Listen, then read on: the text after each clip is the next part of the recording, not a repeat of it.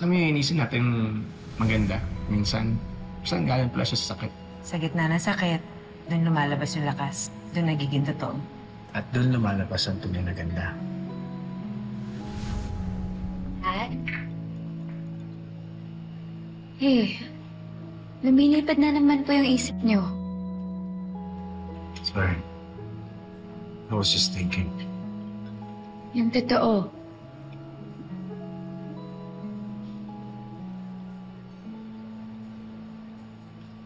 May nakita kang babae. I thought it was Lorena. Iniisip mo pa rin kasi siya. Ako rin naman minsan, I still think about her. Pinapakalma niya ako noon whenever I had panic attack.